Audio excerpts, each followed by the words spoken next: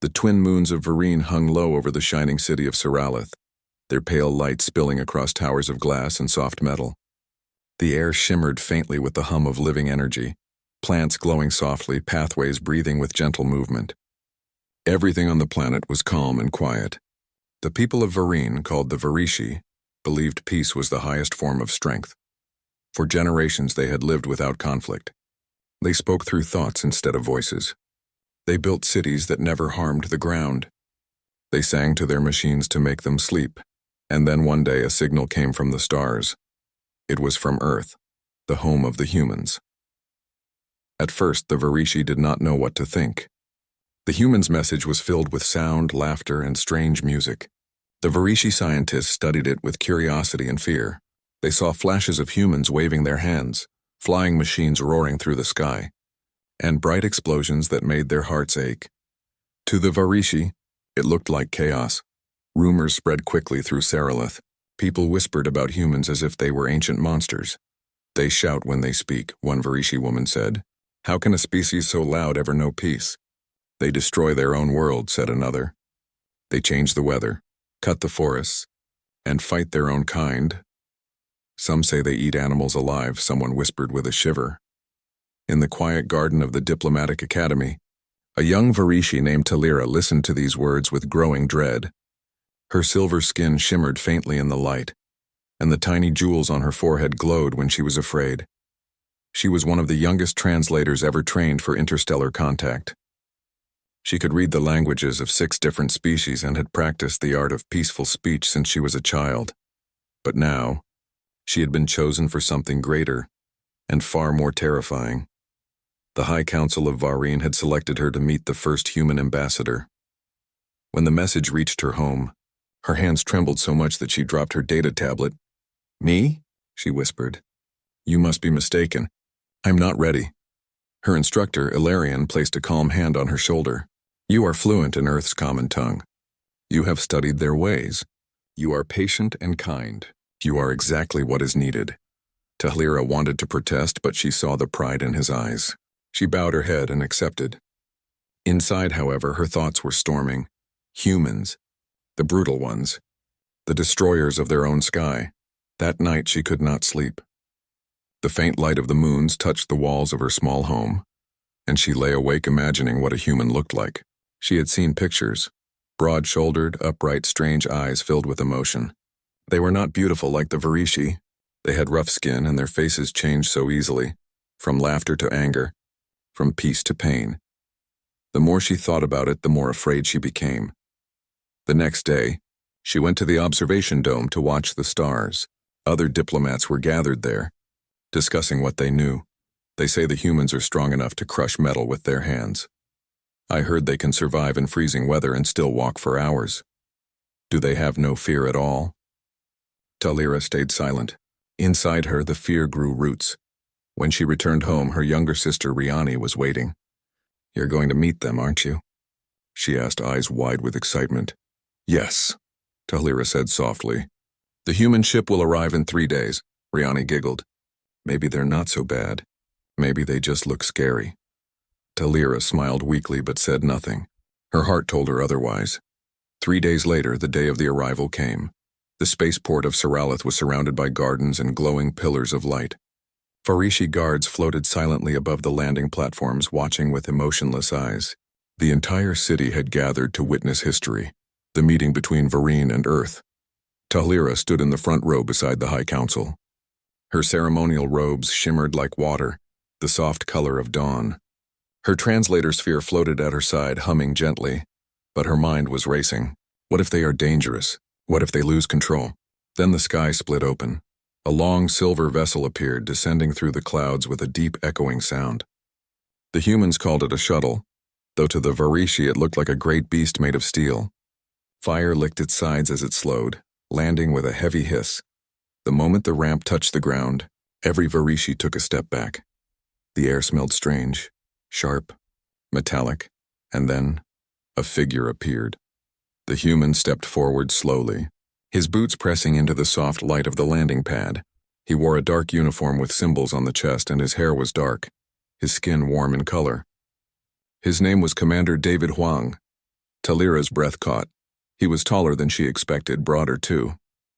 But his face was calm. His eyes were deep, thoughtful, and filled with something she had never expected to see in a human: kindness. For a moment, they just stared at each other. The translator sphere glowed, and a soft voice translated David's words. "Greetings from Earth," he said. "It is an honor to meet the people of Vareen." Talira blinked. His tone was gentle, almost uncertain, as if he too feared offending them. She felt a small spark of surprise. The council leader, Everin, stepped forward to reply. "We welcome you, Commander Huang. May our meeting bring peace between our worlds." David bowed slightly, a gesture the Varishi did not understand. Some whispered in confusion. Talira had studied enough human culture to recognize it as a sign of respect. When Everin introduced her as the translator, David turned to her and smiled. "Thank you for helping us communicate," he said softly. The translator sphere repeated his words, but Talira didn't need it. Somehow she understood his tone, calm, grateful, human. She nodded awkwardly. "I will do my best." Her voice trembled, and David seemed to notice. Instead of laughing, he gave a small nod, his eyes gentle. For the rest of the ceremony, Talira watched him closely. He moved carefully, always aware of where others stood. When a small child from the crowd stepped too close to the landing pad, he knelt down and handed her a small silver pin shaped like a star. The crowd murmured in surprise. No one had expected a human to be. That night, as the city lights dimmed, Talira walked through the quiet corridors of the diplomatic quarters. The image of the human's face stayed in her mind. She had expected anger, arrogance, or pride. But instead, she had seen warmth and humility. Still, she couldn't shake her fear completely. Maybe it's a trick, she thought. Maybe he hides his true nature. When she reached her room, she looked out at the stars again. Somewhere up there was Earth, a world of storms and fire, of loud voices and wild hearts, and yet, one of them had come here with gentle eyes and a careful smile. She didn't know what to think anymore. But one thought whispered quietly in her mind as she watched the sky. Perhaps the stories were wrong. Perhaps humans are not monsters after all. The next morning on Vareen began with soft rain. Tiny silver droplets fell from the sky, glowing faintly as they touched the leaves of tall crystal trees. The people of Seralith walked quietly under light domes, their voices soft and musical. Talira stood by her window, watching the rain slide down the glass. She had barely slept. Every time she closed her eyes, she saw the human, Commander David Huang, bowing politely, his gentle eyes meeting hers. She kept asking herself the same question. How can someone from such a brutal species look so calm? Her thoughts were interrupted by a soft chime at her door. When she opened it, she saw Ilarion, her instructor, standing there. His robes were dark blue, his expression serious but kind. "It is time," he said. "You are to guide Commander Huang through the city today." Talira froze. "Alone?" Ilarion smiled faintly. "Of course not. There will be security and observers, but you will be his main voice. You will show him who we are." Talira wanted to refuse. Her heart raced at the idea of walking beside the human for hours, but she could not say no. The honor was too great. "I understand," she said softly. At the main plaza, the human stood waiting with two others. Scientists, both human as well. They were shorter than David and carried small glowing devices. When Talira approached, David turned and smiled. "Good morning, Ambassador Talira," the translator sphere hummed, repeating his words in the Varishi tongue. But she had already learned to understand his simple phrases. "Good morning, Commander," she replied in careful English. Her accent was soft, her voice almost musical. David's eyes lit up in surprise. "You speak English?" "Little," she said shyly. "Still learning." He laughed gently, not mocking but friendly. "Then I will speak slowly." The way he said it made her relax a little. His voice was warm and his laugh carried no pride. They began their walk through the city. The air smelled faintly of blossoms. Floating gardens lined the streets and glowing fish swam through transparent channels above them. David looked around in amazement. "This is beautiful," he whispered. "It's like your whole city is alive." Talira nodded. "We build with life. We do not like to harm what grows." He paused to study a vine that reached toward his hand. When it brushed his glove, he laughed softly. "It's warm." Talira tilted her head. "You are not afraid?" "Afraid?" He looked puzzled. Why would I be afraid of a plant? Her lips curved slightly. Most species we meet are afraid of touching living things. They think our plants can read minds, David grinned. Then maybe they'd find out I'm harmless. For the first time, Tira smiled without thinking. The expression felt strange on her face, but natural at the same time. As they continued, David asked many questions about the glowing towers, the energy crystals, the silent songs that guided machines. He listened carefully to every answer. When Tira spoke, he did not interrupt. He only nodded or asked gentle questions, showing true curiosity. At one point, they passed a group of children chasing a light sphere that floated just above the ground. The children stopped when they saw the human. One of them, a small boy, hid behind his friend. Tira noticed and frowned.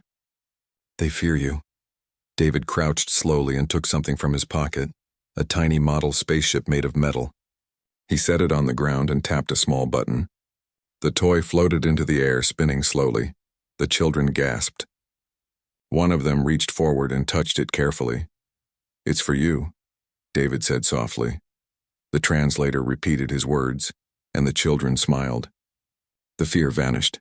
When they left, Tira walked beside him in silence. After a while, she said quietly, "That was kind." He shrugged. "It was just a toy." "No," she said, shaking her head. "It was understanding." David looked at her, surprised by her words. He smiled again, but this time his eyes softened. "You sound like my grandmother," he said. Tira blinked. "Your grandmother?" "She used to say that every small kindness can change a whole heart." Tira thought about that. It was a strange idea, simple but powerful. By afternoon, the tour took them to the Hall of Harmony, a great crystal structure that reflected the sky. Inside, lights moved slowly through the walls like rivers of color. Tira showed him the memory columns, each one filled with glowing symbols that recorded moments of peace between different worlds. David stopped at one and asked, "Why do you remember only peace? Don't you record your wars too?" Tira shook her head quickly. "No, we do not wish to remember pain." David looked thoughtful. "On Earth we remember both, the peace and the pain. We think forgetting makes us repeat our mistakes." His words puzzled her. She had never heard someone speak of pain as something valuable. "Does it not hurt you to remember?" she asked. "It does," he admitted softly. "But we learn from it." Tira looked up at him, studying his face. There was no arrogance in his voice, only quiet strength. For the first time, she began to see that perhaps humans carried their scars not as shame, but as lessons. Later that day, clouds began to gather. The light dimmed and soft thunder echoed in the distance. Tira tensed. On Varine, storms were rare and feared. The winds could damage their living buildings, and the noise frightened the people. As the first drops began to fall, she turned to David. "We must go inside." "It is dangerous," but David only looked up with a smile. "Rain is good," he said. "It feels like home." Before she could stop him, he stepped out into the open square. The rain poured harder, glimmering like liquid light. Tira watched in shock as the human lifted his face to the sky, laughing softly. He stretched his hands out, letting the rain soak his uniform. "Commander," she called, hurrying after him. "You will be hurt." He turned toward her, water running down his face, and said simply, "This is nothing. On Earth we walk through storms."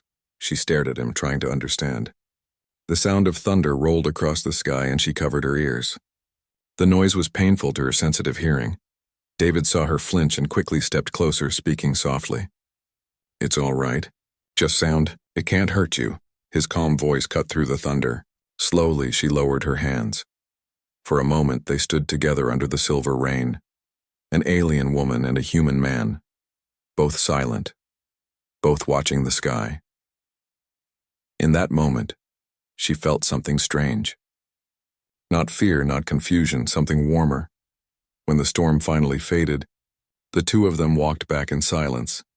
That evening, Tira sat in her quarters, staring at the reflection of her glowing walls. She thought of the human's laughter in the rain, the way he had comforted her without hesitation. She remembered how carefully he listened, how softly he spoke. "This is not what I was told," she thought. "This is not the monster from the stories." She picked up her journal crystal and recorded her thoughts. Humans are strange. They speak loudly but mean no harm. They smile even when they are tired. They run toward the rain instead of away from it. Perhaps their strength is not in their power, but in how they live with fear and still move forward. When she finished, she placed the crystal beside her bed.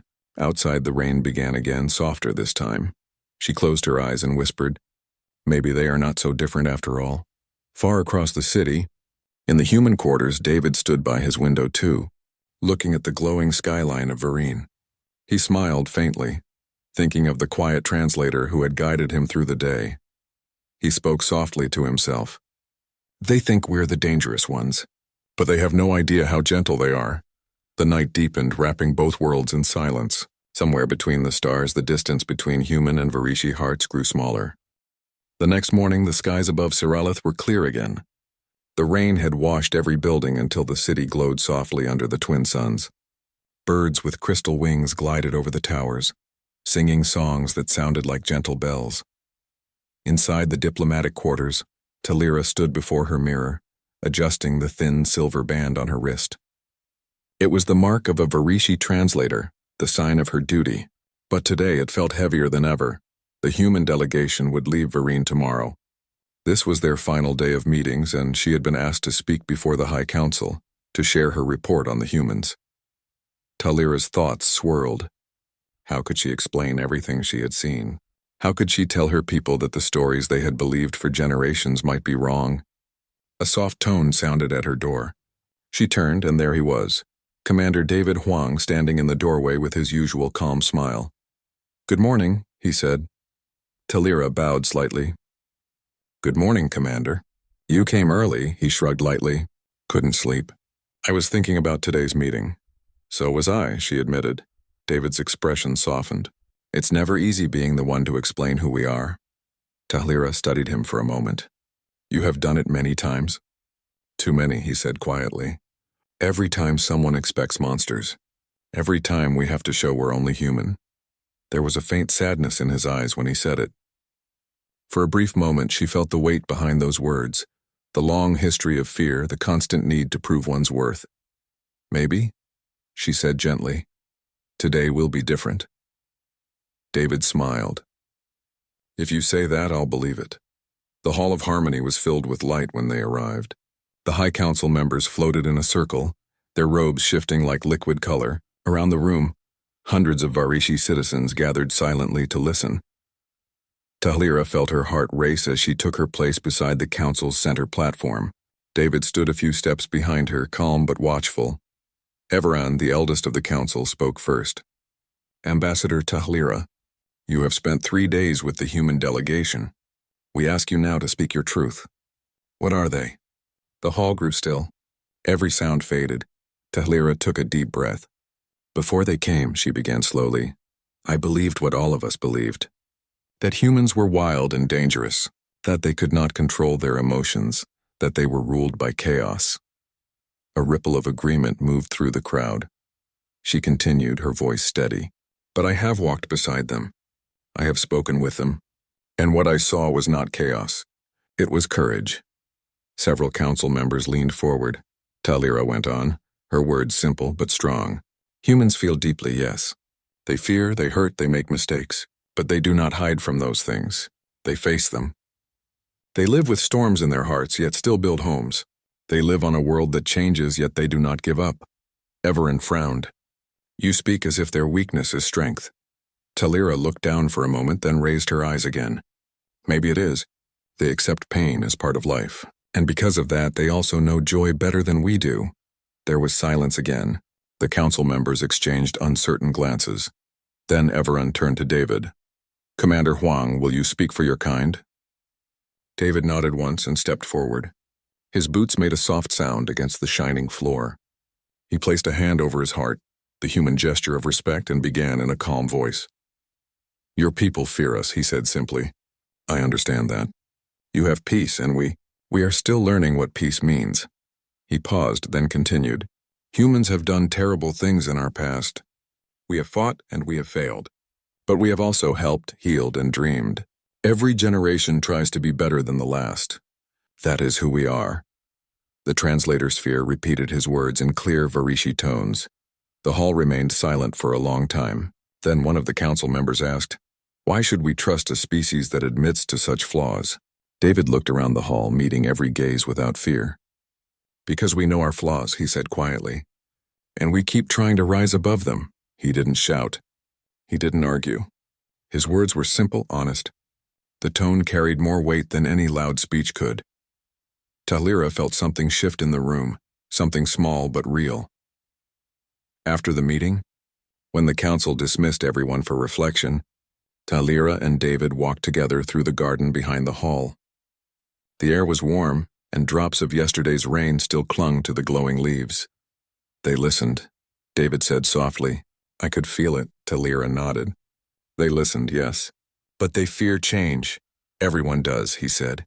"Even us." They walked in silence for a while. A soft breeze moved the vines around them. Tira turned to look at him. "When you leave tomorrow, what will you tell your people about us?" David smiled faintly. "That you're gentle and wise. That your songs could make a soldier cry. And that you taught me something." She tilted her head. "What did I teach you?" "That peace is not quiet," he said. "It's something you choose even when everything around you is loud." Tira looked at him, unsure what to say. His words touched something deep inside her, a place that had always been calm but perhaps too quiet. That night the council called her privately. Everon's voice was calm but uncertain. "You have spoken well, Tira. Yet your heart seems changed." She hesitated. "Perhaps it has. Do you trust these humans?" She thought of David standing in the rain, of his kindness to the children, of the honesty in his voice before the council. "Yes," she said softly. "I do," Everon sighed. "Then may your trust bring understanding, not regret." The next morning the human ship was ready for departure. The landing pad shimmered with blue light, and the air was filled with the gentle hum of engines. Crowds gathered again to watch the humans leave. Some waved softly, others simply watched in silence. Tira stood near the ramp, her translator sphere floating quietly beside her. David approached, carrying a small case under one arm. He stopped in front of her and smiled. "You've been a good friend, Tira." "Friend?" she repeated slowly, tasting the unfamiliar word. "It means someone you trust," he explained. She nodded. "Then yes, we are friends." He opened the small case and took out a simple object, a smooth stone wrapped in silver thread. "A gift," he said. "It's from Earth. We give them to those who help us find peace." Tira accepted it carefully. The stone was warm from his hand. "I will keep it," she said. David bowed slightly. "Thank you for seeing us as we are." She wanted to say something more, something about how he had changed her view of his kind, but the words stayed locked in her chest. She simply nodded and said softly, "Safe journey, Commander." He smiled once more and turned toward the ship. The ramp rose slowly and the engines flared with light. As the vessel lifted into the sky, Tira felt a sudden emptiness. She looked down at the small stone in her hand. For a long moment she stood there in silence.